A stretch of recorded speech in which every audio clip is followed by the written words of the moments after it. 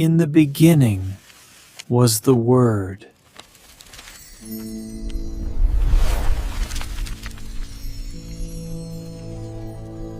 생명과 부활의 주님이 되시는 아버지 하나님, 사망 권세를 깨뜨리시고 굳게 닫힌 무덤의 문을 열어젖힌 예수 그리스도의 크고 놀라운 승리를 찬양합니다. 영광스러운 부활의 아침을 맞이하여 세상의 무게에 짓눌리고 상처 입고 지친 저희를 부르시고 생명의 자리로 인도해 주시니 감사합니다. 주님, 이 거룩한 주일 아침 주님의 세미한 음성에 귀를 기울입니다. 세상의 근심과 연이은 실패로 닫혀있던 우리의 영안을 밝히 열어 주시옵소서. 절망에 빠진 제자들을 위해 이른 새벽 갈릴리 바닷가에 찾아오셔서 따뜻한 수프를 피우시고 식탁을 베푸셨던 그 십자가의 사랑이 오늘 예배하는 우리의 차갑게 닫힌 마음을 온전히 녹여 주시옵소서. 선포되는 말씀을 통하여 그저 견뎌내기 급급했던 우리의 일상이 거룩한 사명으로 변화되는 기적을 체험하게 하여 주시옵소서. 우리를 다시 살리시는 부활의 주 예수 그리스도의 이름으로 간절히 기도하옵나이다. 아멘. 할렐루야. 오늘도 우리와 함께 하시고 부활하신 예수 그리스도의 이름을 찬양합니다. 오늘 부활하신 주님의 사랑과 은혜가 우리 모두에게 함께 하시기를 주의 이름으로 축원합니다. 우리 함께 인사 나누시겠습니다. 주님 부활하셨습니다. 주님의 부활과 사랑이 우리 모두에게 함께 하시기를 주의 이름으로 축원합니다. 주님이 부활하신 사랑과 은혜가 우리 모두에게 또 여러분들 삶 가운데 함께 하시기를 주의 사랑과 은혜로 충만하게 역사하시기를 주의 이름으로 축원합니다. 여러분 부활의 역사가 또 부활의 은혜가 이 땅의 평화의 역사로 함께 하시기를 바랍니다. 부활을 하게 하면은 여러분 대부분 부활의 역사하면 다시 살아나는 그 일들을 생각을 합니다. 근데 여러분 다시 살아난다는 역사가 뭘까? 여러분 그 부활이라는 역사를 생각하면 그냥 죽은 사람이 살아났다 뭐 이 정도로 생각을 하는 것 같아요. 근데 여러분 부활하면 여러분 우리가 좀 약간 이렇게 그 부활의 얘기들을 여러분 이렇게 몸소 체험한다는 거 좀 쉽지 않은 것 같아요. 부활이 뭡니까? 이렇게 얘기하면 죽었다 살아나는 거죠. 뭐 이렇게 얘기를 하면 여러분 그러면 뭐 부활을 믿습니까? 그러면 그거 당연히 믿죠. 근데 여러분 그건 실제적인 얘기로 우리에게 사실은 잘 다가오지 않습니다. 여러분 죽는다는 건 다 알지만 죽음 이후에 뭐 어떻게 되고 뭐 다시 살아날 거 뭐 이렇게 얘기하면 그건 막연한 것 같아요. 죽음 이후에 죽으면 끝나는 거지 뭐 여기까지는 생각하고 죽음 이후에 다시 살아날 거 믿습니까? 뭐 이렇게 얘기하면 그게 뭔데? 이렇게 얘기하는 사람들이 꽤 많이 있습니다. 근데 여러분 이 부활이라는 게 여러분 사실은 뭔가 우리가 좀 깊이 좀 생각해 볼 필요가 있습니다. 사실은 여러분 제가 고난주간을 보내면서 이 금식을 하면서 여러 가지 많은 생각들을 해봤습니다. 여러분 이 죽는다는 게 뭘까? 여러분 이 금식을 하면서 여러 가지 생각을 했죠. 여러분들한테 우리가 이제 선교지 얘기를 하면서 우리 금식을 하면서 우리 좀 생각을 해봅시다. 금식에 참여합시다. 여러분 금식이라는 게 좀 쉽지가 않더라고요. 제가 오랜만에 사실은 1년 만에 이제 매번 금식 이 고난주간 되면서 금식합시다 뭐 얘기를 하면서 금식하자고 얘기를 했는데 여러분 금식이라는 거 일상적이지 않기 때문에 참 어렵죠. 거기다가 여러분 제가 여러분들한테 이번 금식은 우리 선교제를 뒀기 때문에 여러분들한테 또 약속한 게 있잖아요. 뭐 금식은 뭐 이번에는 우리 선교제 뒀기 때문에 어느 정도 했으면 좋겠습니다. 그래가지고 우리 장로님들한테도 제가 좀 약속한 게 있어서 뭐 어느 정도 한다고 그러니까 이 약속은 좀 지켜야 되는데 이게 금식은 또 뭐 하는데 이게 좀 쉽지가 않더라고요. 그리고 사람이라는 게요 참 치사한 부분들이 있습니다. 이게 여러분 돈이랑 연관되면요. 이 사람이요, 이게 이 돈 되게 아까워하죠. 그래서요, 이게 조금 자기 어떤 경제적인 부분과 연관이 되면요, 이게 손에 안 보려는 그런 마음들이 늘 있습니다. 그래가지고 여러분 이게 조금 적당이라는 부분에 늘 타협하려는 마음들이 늘 있습니다. 사람은요. 그러니까 금식도요, 여러분 어떻게 하려는 마음들이 있을 것 같아요? 될 수 있으면 안 하려고 하죠. 적당히 하려고 하죠. 이게 이제 사람의 마음이죠. 그래가지고 여러분 회교를 믿는 사람, 모슬림들이 여러분 라마단이라는 걸 지키죠. 라마단이 여러분들 뭔지 잘 모르시죠? 그 금식 기간이에요. 그러니까 여러분 이 낮에는 금식을 합니다. 이 사람들이요, 낮에 아주 철저하게 금식을 합니다. 이 시간에는요, 금식도 하고 먹지도 않고 막 그래가지고, 근데 금식이 언제 끝나냐면요, 낮 기간에 끝나고 저녁 이후에는 마음대로 해요. 그러니까 이 사람들이 저녁 이후에 뭘 하냐면 어마어마하게 폭식을 합니다. 여러분 모르죠? 이 금식 라마단 기간 끝난 다음에요, 이 고기를 먹어야 되는데요, 엄청나게 먹어야 되고, 밤 기간이 끝난 다음에요, 이 밤에 양을 잡아대고 뭘 잡아대고 그냥 막 먹어 치우는데요, 이게 엄청나게 됩니다. 여러분 이 금식이 형식적으로 되면 그렇게 되죠. 그러니까 여러분 우리가 금식이라는 걸 의미를 생각 안 하면 그렇게 되죠. 여러분 우리가 늘 그런 식으로 되죠. 이 고난주간이라는 걸 여러분 우리가 잘 생각하지 못하면요, 그런 식으로 이제 타협하게 되죠. 근데 이번 이 금식 이 고난주간을 지나면서 많은 걸 생각을 했습니다. 사실은 이 고난주간에 금식을 하면서 무슨 생각을 했을까요? 나랑 싸우는 시간이었어요.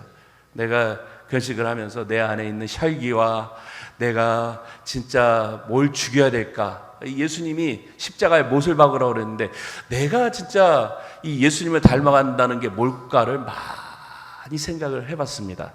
제가 이번에 이제 대신방을 하면서 우리 이채 권사님 얘기를 잠깐 들었어요. 이제 이채 권사님이 신방을 하면서 이제 이번 이제 금식 기간에 이 금식을 지키려고 약 먹는 시간을 좀 원래 약 먹는 시간이 있는데 그 약 먹는 시간도 금식 때문에 뒤로 미뤘다라고 얘기를 하더라고요. 근데 그 시간이 되게 고통스러웠다라는 얘기를 하시더라고요. 그 시간에 그 약을 안 먹는데 참 힘들다라는 말씀을 하시더라고요. 그러면서 참 사실은 조금 부끄러웠습니다. 왜냐하면 여러분 당뇨가 있으시거나 뭐 고혈압이 있으시거나 아니면 어떤 특별한 이제 병이 있으신 분들은 그 시간을 딱 맞춰가지고 이제 지키셔야 되는 분들이 있어요. 의사들은 얘기를 합니다. 그 약을 먹을 때 시간을 지키라는 얘기를 하죠. 그 왜 얘기를 하냐면 그걸 지키지 않으면 이게 루틴이 깨지면 이게 문제가 있다라고 얘기해서 사실은 그걸 딱 지켜야 되는데 그거 어기면요 몸에 어김없이 그게 이제 이 반응이 나타나죠. 근데 여러분 그거 한 일주일 기간을 어기면요, 이게 그 어긴 기간에 이 몸이 좀 반응을 해요. 막 그러면서 힘들죠. 근데 그 금식 기간에 그 사실은 자기랑 싸우는 시간이죠. 요 기간에 이 일주일이든 며칠이든 내가 한번 요 기간에 한번 금식하면서 예수님 한번 닮아보고 내가 한번 고통과 싸워보리라 그러면서 금식을 해보고 내가 한번 이 주님의 말씀 지켜보리라 이렇게 시작하는 일들 쉽지가 않았죠. 사실은 저도 2주 동안에 이 목표를 세워놓고 또 이 선교사한테 이 약속한 부분이 있었기 때문에 그렇게 한번 하는데 이게 좀 쉽지가 않더라고요. 2주 동안에 하여튼 어떻게 해가지고 제 나름대로는 약속을 좀 지켰고 그 금액도 좀 채웠습니다. 그러면서 이제 헌금을 하는데 제가 그걸 끝내면서 딱 들었던 생각은 참 요 짧은 기간에 이렇게 하는 게 쉽지 않았는데 이 예수님이 이 고난 주간에 십자가에 걸어가신 길이라는 게 참 쉽지 않았겠다. 그것도 자기와의 싸움이 아니라 하나님 뜻을 이루기 위해서 뭔가 자기 생명을 내놓는 길, 이게 좀 쉽지 않았다라는 생각이 좀 들었습니다. 제 친구의 얘기입니다. 오늘 설교를 준비하면서 제 친구가 이런 얘기를 했습니다. 아주 질풍노도의 시기를 보냈던 친구입니다. 그냥 부모 말은 아주 그냥 뭐라고 얘기를 하면 그냥 듣지도 않고 자기 마음대로 인생을 보냈던 이 친구의 얘기입니다. 아주 젊은 시절에 그냥 질풍노도에서 집을 들어오지를 않았어요. 이 친구는 그냥 뭐 어디 가면 막 그냥 부모가 뭐라고 그러면 뭐 그냥 막 어김없이 막 그렇게 해가지고 그래가지고 이 부모님이 믿음이 아주 좋으셨던 분이에요. 그래가지고 맨날 자식을 위해서 눈물로 기도했던 분인데 들어오면은 맨날 뭐라 그러니까 야 집에 좀 들어와라. 그리고 또 그냥 그냥 뭐 그렇게. 근데 이 부모님 너무나 좋으셨던 분이라 들어오면 뭐라고 얘기했어요? 여러분 부모님이 자식을 위해서 하는 얘기가 뭘 것 같아요? 여러분 안 좋은 부모는 잡아다 놓고 막 두들겨 패겠죠. 막 그래가지고 야 이놈의 새끼야 뭐 어쩌고 저쩌고 얘기를 하는데 이 부모님 절대 욕도 안 하고 패지도 않고 그렇게 해가지고 이 친구가 맨날 그렇게 질풍노도하고 맨날 그냥 술에 쩔어서 살고 담배 쩔어서 살고 그냥 뭐 본드 불고 막 그렇게 하던 그런 시절을 보냈는데 어느 날 막 그렇게 했는데 그날이 이제 부활절 아침이었대요. 그래가지고 이제 막 그렇게 돌아다니다가 이제 술에 쩔어가지고 이제 어떻게 하다가 이제 친구들과 막 해가지고 이제 술에 처가지고 이렇게 하는데 그 부활절 새벽에 이제 딱 근데 이제 새벽에 이제 집에 들어왔는데 이제 자기 어머니가 들어왔는데 새벽 기도를 갔다 오더니 자기 어떻게 부모님이랑 딱 마주쳤대요. 마주쳐가지고 이제 부모님이 뭐라고 얘기를 했대요. 뭐라고 얘기를 했을까요? 이 아들을 딱 보더니 한마디를 딱 하더래요. 뭐라고 얘기를 했을 것 같아요? 여러분은 뭐라고 얘기를 했을 것 같아요? 야, 그냥 너 인생 어떻게 그렇게 살래? 저 같으면 그렇게 얘기를 했을 텐데 이 어머니가 딱 한마디 얘기를 하더래요. 야, 밥은 먹었니? 그러면서 이 아들을 딱 불러더니 그냥 이 아들한테 이 따뜻한 밥을 이 식탁을 딱 차려주면서 국을 끓여주면서 식탁에 앉으라 그러면서 밥을 끓여주면서 이 아들한테 그냥 말없이 이 국이랑 밥을 차려주고서 밥을 내주더랍니다. 그러면서 야, 어디 가더라도 밥은 꼭 챙겨 먹고 다니라고 그렇게 얘기를 하더랍니다. 보통 늘 듣던 얘기인데 이 친구가 그날은 그 밥 먹으라는 얘기가 이 친구의 귓속을 딱 때리는데 그 얘기가 그날은 무슨 얘기로 들어오냐면 이 갑자기 예수님 얘기처럼 딱 들어오다는 얘기 그렇게 들려오더랍니다. 그러면서 그 어머니가 아무 말 말고 일단 앉아서 밥부터 먹어라 이렇게 얘기를 하더라는 이 짧고 투박한 그 말 한마디가 자기 인생의 전환점이 됐더라는 얘기, 그 얘기를 합니다. 그 다음서부터 이제 친구랑 이제 어울려 다니는 얘기가 이제 그런 일들이 재미가 없어지더래요. 그래가지고 이 다음서부터 이 친구가 무슨 생각을 하게 되냐면 야, 이제 내가 인생을 이렇게 살면 안 되겠다. 이런 생각이 들더래요. 그래가지고 그 다음서부터 생각을 조금 바꿔가지고 어떻게 되냐면 이제 돌아다니는 일들을 점점 줄이고 이제 어떻게 되냐면 이제 진로를 좀 바꾸기 시작을 했대요. 야, 내가 이렇게 살다가 길바닥에 다니면서 이제 객사를 할지도 모르겠구나. 그래가지고 이제 그 아버지가 이제 목회를 하시던 분이었는데 그래가지고 이 친구가 야, 그러면 내가 이렇게 살다가 인생은 쫑치니 그냥 이제는 좀 제대로 살아봐야 되겠다. 그래가지고 그 다음부터 이제 교회를 다시 다니기 시작을 했고, 그리고 다시 인생의 목표를 좀 바꾸기 시작을 했고, 그래서 이제 그때서부터 이제 교회 다녀서 나중에 이제 결국 이제 목회자가 됐는데 자기 인생이 그 밥 먹으라는 그 얘기에 이제 변화되기 시작했다라는 그 얘기를 하던 그 친구의 이야기가 있습니다. 오늘 여러분 함께 읽은 이 요한복음 21장 말씀, 여러분 오늘 예수님이 제자들에게 하신 말씀입니다. 여러분 와서 조반을 먹으라. 여러분 사실 별 얘기 아닌 것 같죠? 근데 여러분 잘 보면 여러분 여기 이제 얘기를 들어보면 이 별 얘기 아닌 것 같은 얘기가 오늘 여러분 제자들의 삶을 변화시킨 얘기로 오늘 우리에게 들려주고 있습니다. 예수님께서 이제 갈릴리에서 여러분 이 제자들을 다시 만난 얘기죠.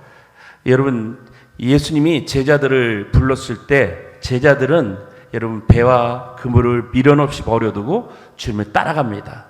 자신의 남은 인생의 목표 방향을 버려두고 모든 것을 다 주님께 걸고서 주님을 따라갔습니다. 하지만 그들이 이제 메시아라고 굳게 믿었던 주님께서 어떻게 됩니까? 3년 동안을 쫓아갔는데 이제 예수님이 3년 후에 보니까 자기들이 믿었던 그 예수님이 아니에요. 3년 후에 뭔가 이제 될 줄 알았는데 3년 후에 보니까 예수님의 이제 이 3년 후의 모습이 뭐가 됐냐면 여러분 이 결론을 보니까 정치범이 됐고 성공은 하지 않고 결국 십자가에서 무력하게 처형당하고 여러분 결국은 이 제자들도 자기의 어떤 이 나중에 결론을 보니까 자기들도 이제 어떻게 될지 모르는 그런 상황이 됐습니다. 그래서 이제 결국은 걷잡을 수 없는 절망과 두려움에 빠져버렸습니다. 그래서 이제 제자들도 이제는 어떻게 할 수 없는 그런 상황이 돼가지고 체념에 빠져버렸습니다. 그래서 이제 제자들이 어떻게 됩니까? 이제 12제자의 이 모습을 보면 복음서에서 한 사람도 빠짐없이 이제는 사명이고 소명이고 뭐 이런 거 상관없이 누구도 예외 없이 여러분 어떻게 되냐면 다 도망가고 숨어버리고 여러분 제자들의 모습을 보면 다 너도 나도 한 사람도 빠짐없이 다 예전의 삶으로 돌아가는 모습으로 나오고 있는 것을 보게 됩니다. 그런데 여러분 이제 이 반전이 일어나죠. 여러분 이제 복음서 마지막에 보면 예수님이 이제 부활을 합니다. 여러분 예수님 말씀하신 대로 이제 놀라운 반전이 일어난 거예요. 예수님이 여러분 내가 이제 사흘 만에 부활하리라. 여러분 이 말씀이 나오잖아요. 그러면 여러분 부활한 주님을 만나면 어떤 일이 일어날까요? 야, 예수님 이제 부활했으니까 야, 우리에게는 놀라운 일들이 일어날까? 여러분 기대감을 가지고 여러분 부활한 주님을 만났어요. 그러면 뭔가 새로운 게 일어나야 되잖아요. 그런데 여러분 이 두려움에 떨며 문을 걸어 잠그고 있던 이 제자들에게 부활의 주님이 찾아오셨어요. 빈무덤을 봤어요. 그리고 부활의 주님이 여러분 뭐라고 얘기를 합니까? 야, 내 손과 발을 만져봐라. 그러면서 여러분 못자국 난 창과 뭐 이런 거 다 만져봤어요. 사망을 이기신 주님을 눈으로 봤어요. 못 박힌 손과 또 창에 찔린 옆구리를 확인했습니다. 여러분 이 부활의 주님을 만난 제자들의 삶이 180도 변화해서 여러분 세상을 이제 뒤집어 놓을 만한 그런 조건이 다 갖춰졌어요. 여러분 어떻게 됐을까요? 여러분 성경은 여기 놀라운 이야기를 우리에게 들려줍니다. 여러분 우리의 기대와는 전혀 다른 제자들의 모습을 보여주는데 그들이 부활한 주님을 만나고 목격하고 여러분 그런 기적을 체험했음에도 불구하고 제자들은 여전히 길을 잃고 방황하는 모습으로 나오고 있는 것을 보게 됩니다. 여러분 제자들이 주님을 만나면서 여러분 뭐라고 얘기를 합니까? 여러분 오늘 제자들의 모습이 여러분 여전히 그 자리에 머물러 있는 모습으로 나오고 있는 것을 보게 됩니다. 당장 오늘 하루를 어떻게 살아야 할지 막막한 현실 앞에서 그들의 믿음은 힘을 쓰지 못했습니다. 마치 사방이 꽉 막혀서 도무지 앞으로 나아가야 할 길이 보이지 않는 맹지에 갇혀서 이러지도 저러지도 못하는 것처럼 제자들은 깊은 영적인 침체와 답답함에 갇혀 있는 모습을 보여주고 있습니다. 그래서 수제자인 베드로가 여러분 그런 상황 가서 이렇게 얘기를 하죠. 오늘 3절을 보니까 여러분 뭐라고 얘기를 해요? 야, 나는 여러분 이 베드로가 부활한 주님을 안 만난 게 아니에요. 근데 만나고 나서 뭐라고 얘기하냐면 나는 물고기 잡으러 가노라. 이렇게 얘기합니다. 뼈 아픈 체념이 묻어 있습니다. 부활한 주님도 봤고 주님이 살아나셨지만 당장 내 앞가림을 하기도 벅차니까 사람 낚는 어부의 사명이고 뭐고 나는 자격이 없으니까 그냥 내가 제일 잘하던 일 그리고 내가 제일 익숙했던 그 옛날의 삶으로 이제는 돌아가련다. 여러분 이게 여러분 베드로의 그 고백입니다. 베드로가 일어나자 여러분 다른 제자들 여러분 수제자가 여러분 지도자 되는 그런 사람이 일어나자 다른 제자들도 여러분 덩달아 가지고 여러분 어떻게 합니까? 야 리더가 그냥 그러니까 여러분 다른 제자들도 덩달아 가지고 이 익숙한 갈릴리 바다에 가 가지고 이 베드로 따라 가지고 무슨 일을 해요? 배를 띄우죠. 여러분 사실 이 이야기는 여러분 2000년 전 제자들만의 이야기가 아닙니다. 여러분 오늘 우리들도 비슷하죠. 여러분 교회 다니면서 여러분 우리의 옛 모습을 한번 생각해 보세요. 여러분 초창기 우리의 모습은 뜨겁게 은혜를 받죠. 여러분 교회 다닐 때 여러분 은혜 안 받아보신 분들 여기 있습니까? 교회 다니면서 은혜도 받고 여러분 뭔가 성령의 충만한 도 받고 그러면서 여러분 마음가운데 뭐가 있어요? 야, 이제는 내가 주를 위해서 내가 말씀대로 뭔가 한번 살아보리라. 그리고 눈물을 흘리면서 결단하죠. 그런데 여러분 시간이 지나면서 팍팍한 삶의 현장 앞에서 받았던 은혜가 여러분 이제 조금씩 색깔이 바래가기 시작을 합니다. 그리고 그 받았던 은혜는 이제 온데간데 없이 여러분 사라져버리는 경험을 여러분 종종 마주하기 시작하죠. 예전에 내가 이랬는데, 옛날에 내가 은혜 충만했는데, 옛날에는 내가 밤새워서 기도도 하고 뭔가 내 안에 뜨거움이 있었는데, 여러분 이게 이제 예전의 내 모습이었죠. 부활? 여러분 부활을 우리 잘 알죠? 머리로는 여러분 잘 알아요. 여러분 부활의 주님 믿죠? 여러분 내가 여러분 죽은 다음에 부활할 거 믿습니까? 그러면 여기 다 아멘으로 대답하시죠. 근데 여러분 부활을 사십니까? 이렇게 얘기하면 그건 좀 다른 얘기가 돼요. 부활을 산다는 게 뭐예요? 난 죽음도 두려워하지 않아. 나는 불 속이라도 들어가서 여러분 나는 뭐 어쩌고저쩌고 다 얘기를 하죠. 그 부활의 생명력이 여러분 주님을 위해서 내 모든 거 다 내놓을 수 있습니까? 여러분 이런 얘기로 하면 조금 다른 얘기가 돼요. 내 통장의 잔고의 문제 앞에서는 좀 다른 얘기가 되고, 내 자녀의 진로 문제 앞에서는 좀 다른 얘기가 되고, 얽히고 설킨 인간관계 문제 앞에서는 아무런 힘이 발휘하지 못하는 것처럼 느껴질 때가 많이 있습니다. 그래서 우리는 베드로처럼 늘 타협을 하죠. 은혜도 좋고 사명도 좋지만 일단 먹고 사는 게 먼저지. 옛날의 방식대로, 세상 사람들이 사는 방식대로 사는 게 우선이지. 이렇게 하면서 여러분 베드로처럼 세상의 방식대로 노를 저어갑니다. 그게 여러분 오늘 우리의 모습이죠. 그렇게 사명을 등지고 익숙한 세상의 바다로 돌아간 제자들의 현실은 여러분 어떠한지를 우리가 보게 됩니다. 우리는 종종 착각을 하죠. 믿음 없이도 적당히 세상과 타협하면서 내 방식대로 살면 더 잘 풀리고 편안할 것이라고 생각을 합니다.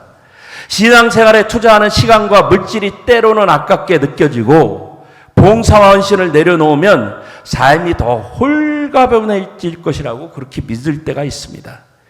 예전처럼 내 경험과 능력만 믿으면 그렇게 살아가면 금세 내가 성공할 것처럼 생각이 됩니다.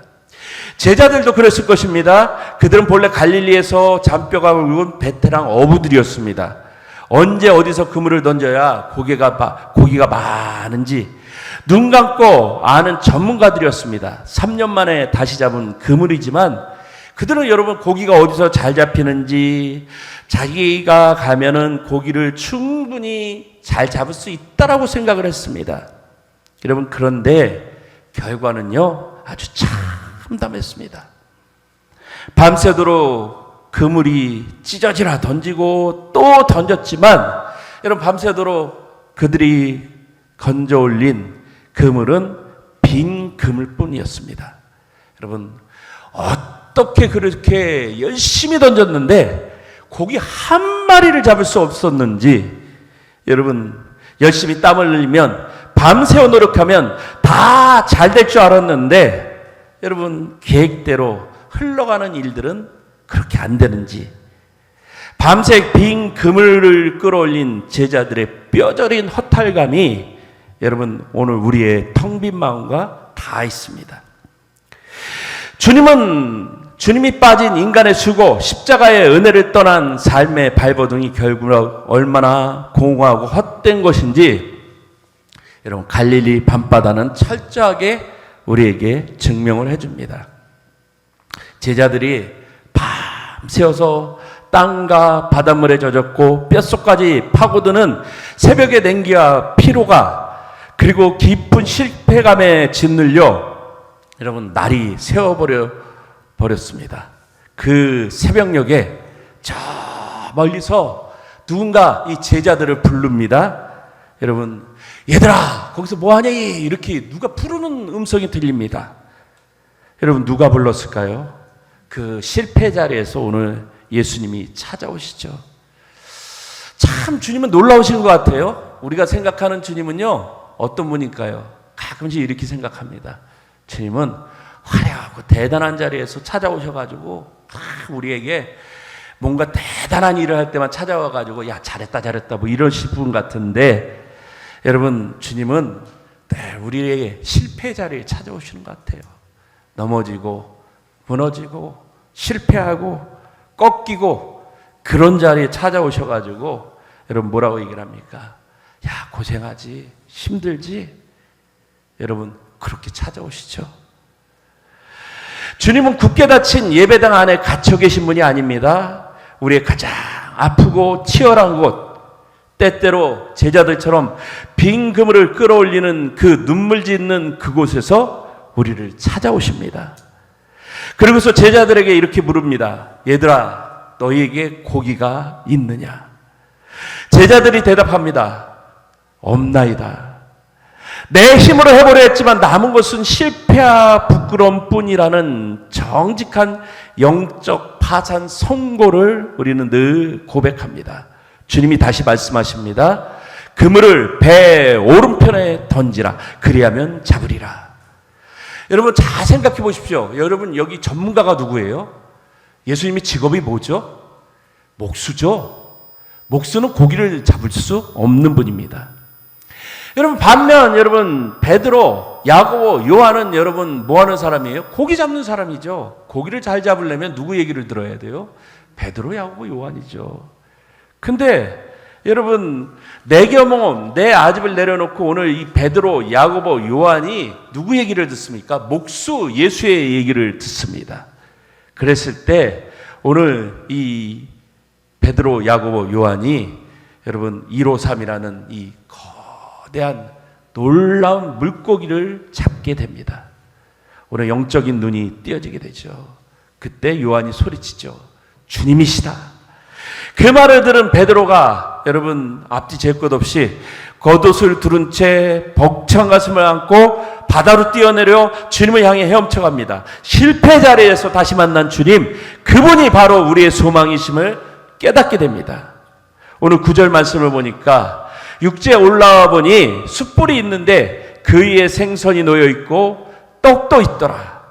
여러분 만물을 창조하시고 하나님의 아들께서 배신하고 도망친 제자들을 위해 친히 아침밥을 짓고 계셨습니다.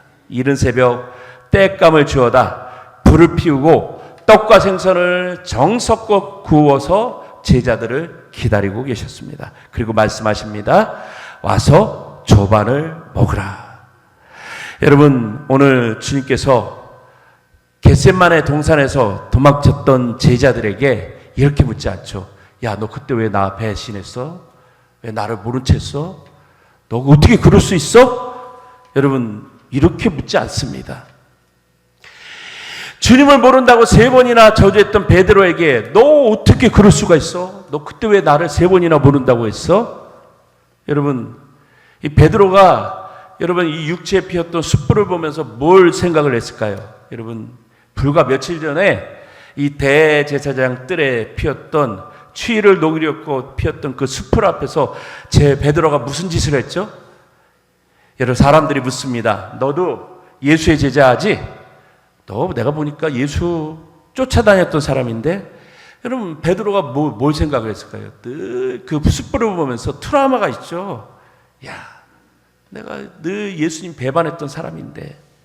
그런데 여러분 오늘 주님께서 뭐라고 얘기를 합니까? 아무것도 묻지 않죠.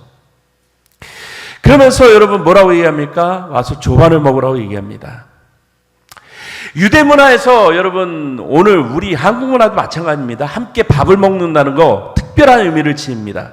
누군가 교제한다는 것, 상대방의 모든 허물을 덮어주고 여전히 나의 가족이자 나의 친구로 받아들이겠다라는 완전한 용서와 화해의 선언이 담겨져 있습니다.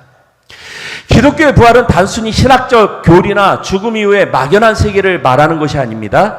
부활은 심판의 자리가 아니라 이 땅에서 상처받고 실패하고 주저앉은 우리에게 뻗어오는 주님의 따뜻한 위로의 손길입니다. 죽음을 이기고 살아나신 그 놀라운 생명의 능력이 오늘 나의 무너진 심령을 다시 뛰게 하고 새롭게 시작하는 힘을 주는 은혜의 식탁으로 찾아오는 것입니다. 절망을 소망으로 바꾸시고 무너진 자존감을 세워주고 생명의 떡이 되셔서 우리의 주린 영혼을 먹이시는 분, 그분이 바로 우리가 믿고 따르는 부활의 주님이십니다. 예수님께서 새벽 이슬을 맞으며 제자들을 위해 밥상을 차려주신 궁극적인 이유가 여러분 단지 밤을 새워 일한 제자들의 육신의 허기를 달래주기 위함이 아니었습니다. 허기진 배를 채우는 그것을 넘어서 철저하게 무너져버린 그들의 소명을 회복시켜 주시고 계십니다. 주님이 차려주신 떡과 생선을 먹으면서 제자들의 영혼은 다시 살아났습니다. 실패자로 끝날 뻔했던 베드로의 인생은 내 양을 먹이라는 주님의 지상명령을 다시 부어받으면서 위대한 사도의 삶으로 새롭게 출발이 됩니다. 여러분, 하나님 부르심에는 두 가지가 있습니다. 여러분, 모든 사람을 죄와 사망에서 건져내는 일반적인 소명이 있습니다. 그리고 또 하나는 구원받은 하나님 백성답게 각자의 삶의 자리에서 하나님의 영광을 드러내며 살도록 부르는 특별한 소명이 있습니다. 흔히 사명이라고 하면 여러분 우리가 이렇게 생각합니다. 목회자나 특별한 선교사들만 받는 것으로 오해하기 쉽습니다. 그러나 그렇지 않습니다. 오늘 주님이 찾아오신 곳은 성전 지성소가 아니라 물고기가 잡는 그런 비린내나는 바닷가였습니다. 여러분, 우리의 삶의 자리가 어딥니까? 여러분, 일하는 일터가 되고 또 가족을 위해 밥을 짓는 가정이 되고 또 이웃과 만나는 삶의 자리가 되고, 여러분 그게 우리의 선교지입니다. 내 직업이 무엇이든 간에 여러분 그곳이 우리의 선교지입니다. 예수님이 일상을 성소로 바꾸듯이 여러분 우리가 만나는, 우리가 일하는, 우리가 살아가는 곳이 하나님 나라의 선교지입니다. 일리에 여러분 말씀을 맺습니다. 여러분 부활의 삶을 여러분 우리가 하나님의 부르신 그곳에서 여러분 늘 실천해 나가시기 바랍니다. 넘어져도 괜찮습니다. 실패도 괜찮습니다. 내 안에 남아있는 죄책감과 후회의 자리에 머물러 있지 마십시오. 주님은 여러분의 과거를 묻지 않습니다. 그저 다가오셔서 오늘 제자들에게 힘들었지? 어서 밥 먹자 하시면서 영적인 양식을 먹여주십니다. 예배를 통해 기도를 통해 부어주시는 새 힘을 얻으시기 바랍니다. 내가 발딛고 있는 나의 일상을 여러분 선교지로 삼고 거창한 일을 찾기 전에 오늘 내게 주어진 일터와 가정을 거룩한 성소로 여기면서 여러분 그곳에 분쟁이 사라지고 평화게 임하게 하는 삶의 예배자가 되시길 바랍니다. 그리고 이웃에게 여러분 늘 여러분들의 삶을 통해서 화해의 역사를 이뤄가며 여러분 늘 예수님께서 찾아와 밥상을 차려주셨듯이 여러분 갈등하고 깨어진 곳에 늘 찾아가서 주님처럼 손을 내밀고 늘 그곳에 여러분 화해를 이뤄가는 그런 믿음의 사람, 또 거룩한 하나님의 역사를 이뤄가는 믿음의 역사를 이뤄가는 주님의 역사를 이뤄가는 그런 믿음의 사람들이 되시기를 주의 이름으로 축원합니다. 사랑과 은혜가 한없이 풍성하신 아버지 하나님, 오늘 주님처럼 우리가 예수님처럼 부활의 역사를 이뤄가며 하나님 역사를 이뤄가는 거룩한 화해자가 되기를 원합니다. 와서 조반을 먹으라 하시며 우리의 모든 허물과 수치를 덮어주시는 그 따뜻하고 넓은 십자가 사랑 앞에 저희의 교만하고 굳은 마음이 아버지 하나님 녹아지게 하시고, 아버지 하나님 주님께서 친히 차려주신 은혜의 양식 생명의 말씀을 먹고 오늘 다시 한번 일어서기를 원합니다. 이제 우리의 갈릴리 그 땀 흘리는 일터와 헌신하는 가정과 치열한 세상 속에 나아가 아버지 하나님 일상의 선교사로 기름 부어 아버지 하나님 다시 한번 주님의 뜻을 이루는 거룩한 선교자들이 되게 하여 주시옵소서. 우리가 머무는 모든 곳이 하나님 나라가 되게 하시고 어디를 가든지 부활의 생명과 예수 그리스도의 아름다운 향기를 뿜어내는 거룩한 소명자로 살게 하여 주시옵소서. 이 한 주간 부활의 능력이 우리의 걸음걸음마다 놀라운 기적이 되게 하실 줄 믿사옵고, 우리를 죄와 사망에서 건져내어 참 생명을 주신 부활의 첫 열매 예수 그리스도의 이름으로 기도하옵나이다. 아멘.